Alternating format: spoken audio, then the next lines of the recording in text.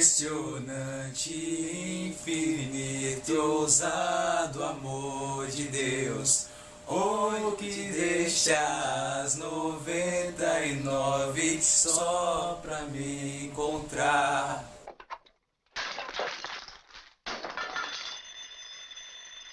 Olá pessoal, meu nome é Kaique. Eu sou o Diego. E você está no Alvo.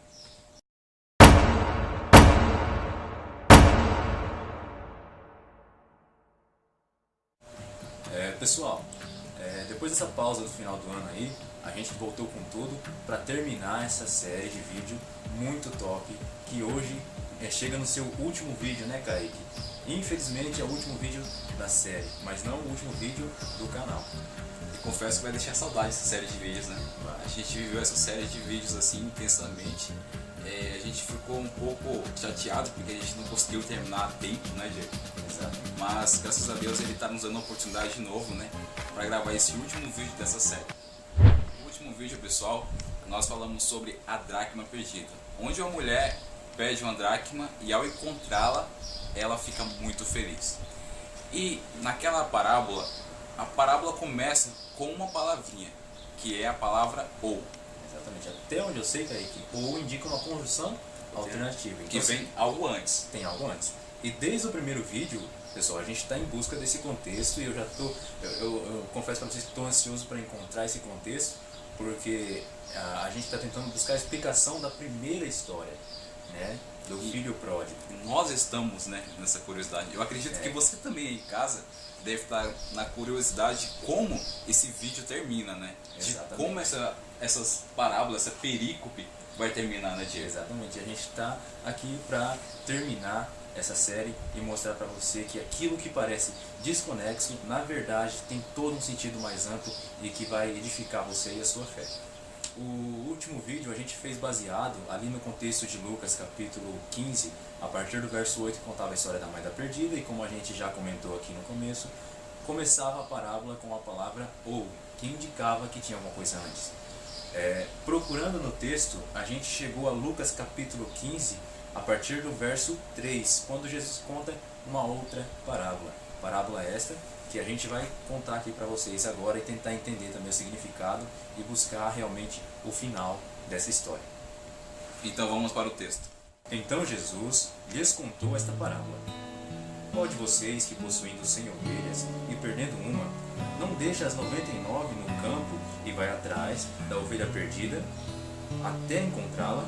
E quando a encontra, coloca-a alegremente sobre os ombros e vai para casa. Ao chegar, reúne os seus amigos e vizinhos e diz: alegrem-se comigo, pois encontrei a minha ovelha perdida. Eu lhes digo que da mesma forma, há mais alegria no céu por um pecador que se arrepende do que por 99 justos que não precisam se arrepender. Pessoal, no contexto oriental da época, era comum ter pastores, mas os pastores eram muito diferentes do que temos hoje nas igrejas, né? Hoje os pastores cuidam de pessoas. É verdade. Quer dizer, às vezes não. Mas antigamente os pastores cuidavam de ovelhas. E Jesus, ele contando essa parábola para um determinado tipo de pessoa, ele usou o que ele tinha ali na época, que eram os pastores que cuidavam de ovelhas. E conta a história que esse pastor estava trazendo as suas ovelhas de volta, né, do aprisco, e ele se lembrou que uma tinha se perdido. E ele deixa as 99 e vai atrás daquela que tinha se perdido. Exatamente. Ele se utiliza, na verdade, da linguagem, né, que o pessoal podia entender. Né? Se ele viesse na nossa época hoje contar uma parábola, ele ia usar elementos comuns para a gente, ou ia usar computador, celular, essas coisas, para que a gente pudesse entender. E como o Kaique bem mencionou aqui, ele fala a respeito daquilo que as pessoas podiam entender naquele contexto. Só que tem algo muito profundo na história que ele conta, né? Existe hoje ovelhas ou pessoas, né? Ele faz uma comparação de pessoas com ovelhas e pessoas perdidas fora de casa, fora da igreja. Em contraste, Kaique, com aquela outra história que a gente contou da moeda. Porque enquanto que a moeda estava perdida dentro de casa, a ovelha está perdida fora. Enquanto a moeda não sabia que estava perdida, A ovelha sabia muito bem, mas não conseguia voltar. Foi preciso que o pastor, o bom pastor, fosse atrás dessa ovelha e a buscasse lá no deserto, tá? Mas ainda assim isso não explica, e as três histórias parecem ser desconexas. Essa história parece ser desconexa, mas ela não é. Diego, eu descobri algo nessas histórias Você descobriu? que faz com que elas tenham ligações. Sério? Sim. Vamos começar com a primeira palavra de como começa esse texto. Essa história. Vamos lá então. Lucas capítulo 15, ali no verso 3, começa com a palavra Preste bem atenção. Começa com a palavra então.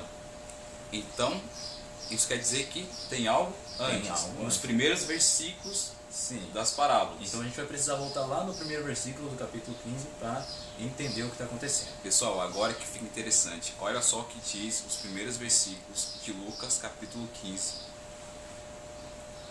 Todos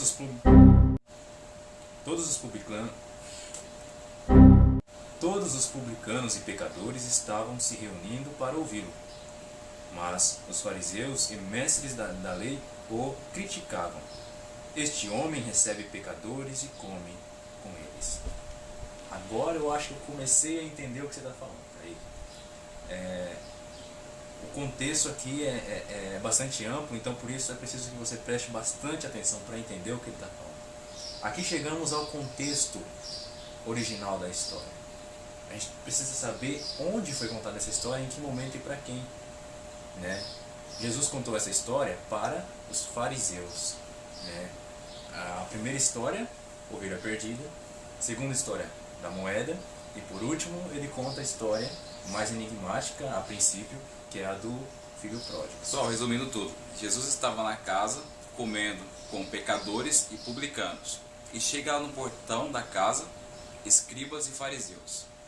E eles falam assim: olá, Jesus comendo com pecadores.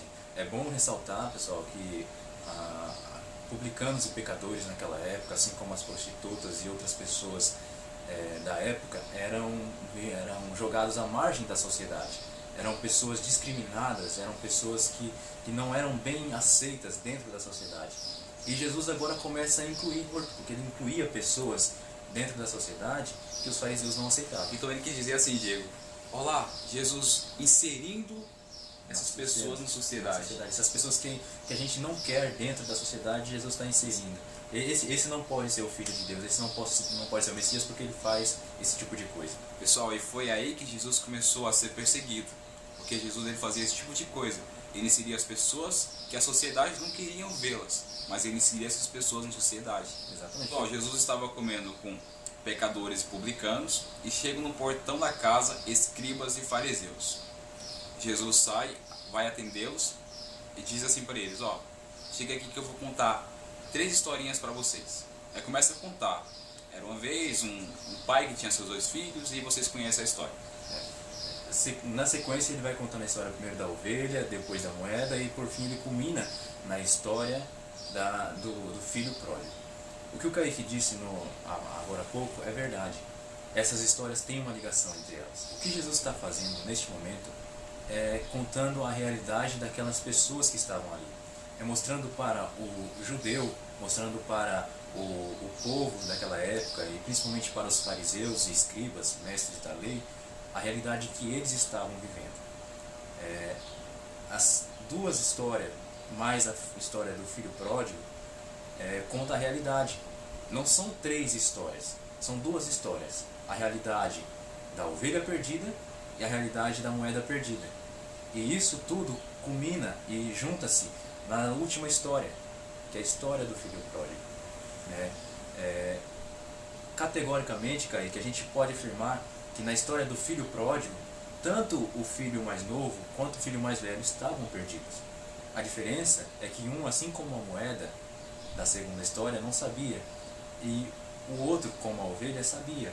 O filho mais novo sabia que estava perdido, e o pai foi ao encontro dele neste momento, porque ele veio também.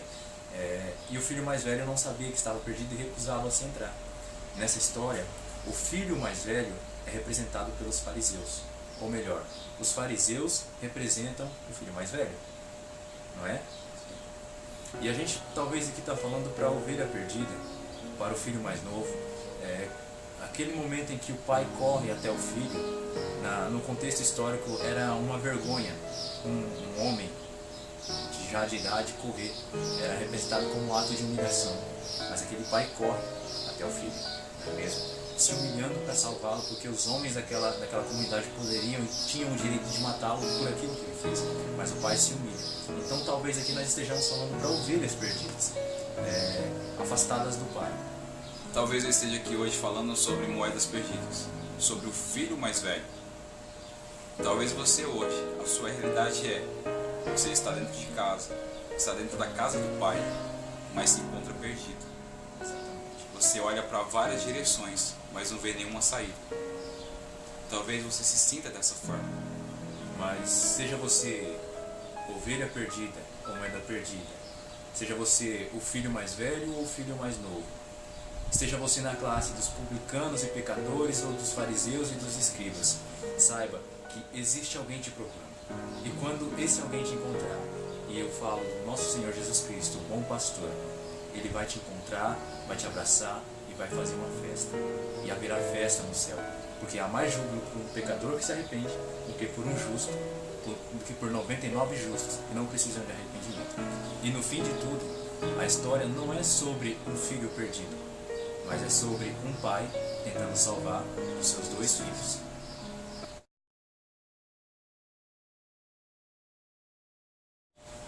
E aí pessoal, chegamos no fim dessa série de vídeos e na próxima semana terá mais vídeos. Então não se esqueça de deixar o seu like aqui embaixo, curtir, compartilhar e fica de olho.